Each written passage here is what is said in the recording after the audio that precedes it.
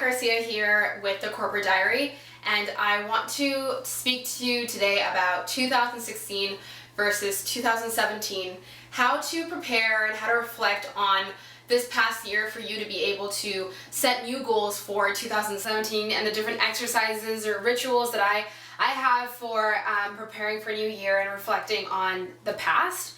Live consciously, and if you want to do that properly and realize your goals and have an idea of what you want and live happily, it's important to have a plan to be able to do that and get there. The first thing that I want to show you is the year ahead. It's a booklet that I printed off the internet from yearcompass.com, and if you just check out the link below, I'm gonna post it. Basically sums up different questions and things that you need to do and reflect on from 2015, because this is like last year, and then the things that I wanted to prepare for in 2016. So I'm gonna have to print another one of these booklets and have it be 2016 to 2017. That way you can also know what your best moments were, your biggest accomplishments, your biggest challenges, and it's just nice to look back and you know, have a summary of your year. So I listed 3 of my greatest accomplishments for that year, and it was having an amazing exchange in Scotland. As you guys know, I went on a study abroad, doing well in my classes. Yeah, I built new relationships, like new friendships and so on. What have you done to achieve these things? Embrace change with an open mind. I prayed, and I stepped out of my comfort zone, which is something that I've usually I have struggled with in the past. So by doing those 3 things, I believed in 2015 I was able to accomplish the 3 things I mentioned. So these are just a few of the questions that they ask you, this booklet asks you for the past year. It's so nice to have. I'll have 2015, 2016, and then I'll be writing for 2017, so it's cool. Another thing that I want to show you is my goals page. It's funny because I only created this back in July. It was at a time when I felt like my year wasn't going in the right direction. I wasn't very happy with the things that were happening. Not to say that there was nothing wrong, it's just I didn't really feel like the goals that I had set into place in my mind were being realized. So I sat down, and instead of moping around the house and just complaining about my life, I sat down and I wrote down my goals. It's been an incredible journey since I've written them down and since I've had them staring at me. It completely changed my year. Things starting in July and August completely changed the year for the better. So I wrote down, I graduate from McGill University and attend the ceremony. Passez une journée formidable et félicitations aux diplômés. Merci. Check, I did that. I travel for my job and have a healthy work-life balance. This also manifested itself and will continue to do so. I live in a thriving and exciting city.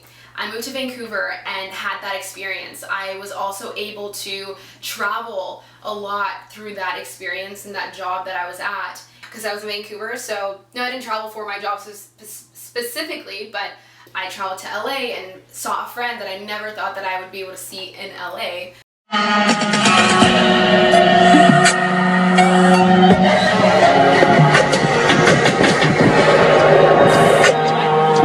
So where are we?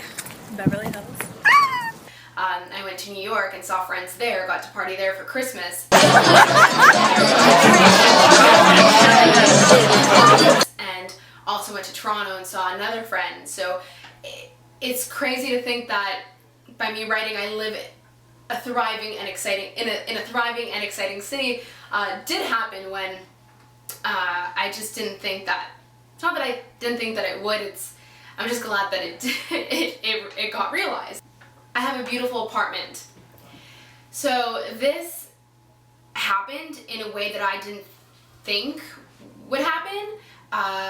So when I went to Vancouver, I was subletting and got to live in some amazing apartments with beautiful views in the middle of downtown. So that happened in a way that I hadn't really thought of or planned. So you have to have an open mind, and the way that you interpret your goals will sometimes they manifest themselves in ways you didn't plan but are still just as valid as if you had planned them that way or seen them that way. So I did have not only one beautiful apartment, I had two because I subletted two places.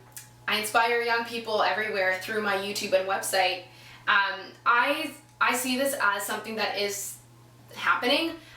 Definitely not in the greatest magnitude. I don't want you guys here laughing at me like you only have like 300 views. But the corporate diary is something that has been growing, and I do get your messages, and I love that. I get Instagram messages now, Facebook messages, I get phone calls, and to have people from different ages and different genders calling me saying, hey Kat, saw your video, it's really cool, can we grab a coffee and talk about my career?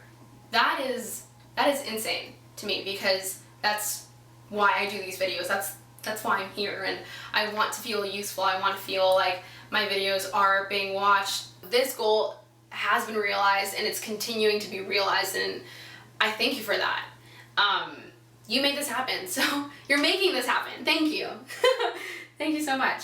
The rest are more long-term, and I like to keep those secret just because I'm not a big believer in discussing goals that have not been realized just because they can be jinxed, and that is what it looks like.